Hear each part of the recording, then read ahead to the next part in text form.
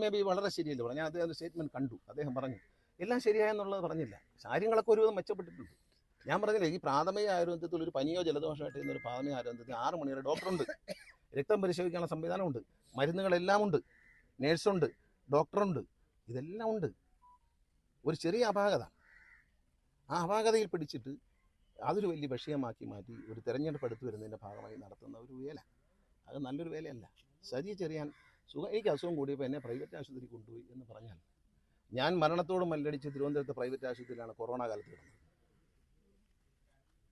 അതുകൊണ്ട് ജീവൻ രക്ഷപ്പെടുമെന്ന് ഞാനും വിചാരിച്ചല്ല. അപ്പം നമ്മുടെ വീട്ടിൽ നിങ്ങളുടെ എല്ലാം വീടുകളിൽ ഒരാൾക്ക് അസുഖം പെട്ടെന്ന് കൂടി, നിങ്ങൾ എന്താണ് ആലോചിക്കുന്നത്? ഇനി വീട് വിറ്റിട്ടാലും വേണ്ടിയില്ല, ഏറ്റവും വലിയ ആശുപത്രി കൊണ്ടുപോകണമെന്നില്ല, ഏറ്റവും സൗകര്യമുള്ള സ്ഥലത്തുകൊണ്ട് എങ്ങനെയും ജീവൻ എടുക്കണമെന്നാണ്, ജീവൻ തിരിച്ചു പിടിക്കണമെന്നാണ് ആഗ്രഹിക്കുന്നത്. അതുകൊണ്ട് ഒരാളൊരു കാര്യം പറഞ്ഞാൽ അതിനെ പരിഹാസമായി കാണാതെ എല്ലാം തികഞ്ഞു. MAB പറഞ്ഞ സ്റ്റേറ്റ്മെൻ്റ് എല്ലാം ഉണ്ട്, അദ്ദേഹം വളരെ വ്യക്തമായിട്ട് പറഞ്ഞു. എല്ലാം തികഞ്ഞു എന്നല്ല പറഞ്ഞ്, എല്ലാ സൗകര്യങ്ങളും നമ്മൾ ഒരുക്കി. ഇനിയുമുണ്ട്. എങ്ങനെ തീരും? പുതിയ രോഗങ്ങൾ വരില്ലേ, പുതിയ രോഗങ്ങൾ വരില്ലേ. ഇപ്പം നിപ വന്ന രോഗികളിൽ പലരും പ്രൈവറ്റ് ആശുപത്രിയിലാണ് അഡ്മിറ്റായത്. അവരെ നമ്മൾ അവിടെ ചെന്ന് സർക്കാർ എല്ലാ സൗകര്യം ചെയ്തു കൊടുക്കുക. എല്ലാവരും കൂടി ആരോഗ്യരംഗം എന്ന് പറയുന്നത് സർക്കാർ ആശുപത്രികളും സ്വകാര്യ ആശുപത്രികളും എല്ലാം കൈകോർത്ത് നിന്നുകൊണ്ട് കേരളം ആരോഗ്യ കേന്ദ്രങ്ങൾ ഒരു വലിയ ഹബ്ബായി മാറണം. അതാണ് ലക്ഷ്യം. നമ്മളതാണ് കാണുന്നത്. അല്ല നമ്മൾ തന്നെ, നിങ്ങളെല്ലാം ചാനലുകൾ ലോകം മുഴുവൻ കാണുന്നല്ലേ, നിങ്ങൾ തന്നെ ഇവിടെ എന്തോ കുഴപ്പമാണെന്ന് പ്രചരിപ്പിച്ചാൽ, കൊറോണ കാലത്ത് ഞാൻ ചോദിക്കട്ടെ, എങ്ങനെങ്കിലും കേരളത്തിൻ്റെ അതിർത്തി ഒന്ന് കയറാൻ വേണ്ടി സമരം ചെയ്തു മനുഷ്യൻ.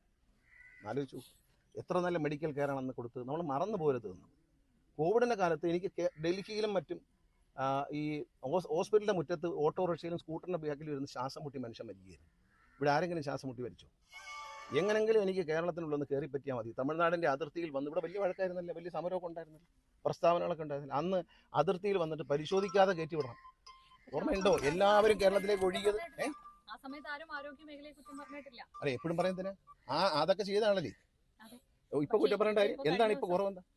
കഴിഞ്ഞ ദിവസം ഉണ്ടായ അപകടത്തിൽ അവിടെ വന്നപ്പോൾ ഒരു മന്ത്രി ഒരു സ്ഥലത്ത് ചെല്ലുമ്പോൾ അവിടെ നിന്ന് ഉദ്യോഗസ്ഥന്മാരും ഫയർഫോഴ്സും പറയുന്നതല്ലേ അവർക്ക് കേൾക്കാൻ പറ്റില്ല. ഞാൻ ഇതിനടിയിൽ നിന്ന് കയറി നോക്കും എന്ന് പറയാൻ പറ്റത്തില്ല.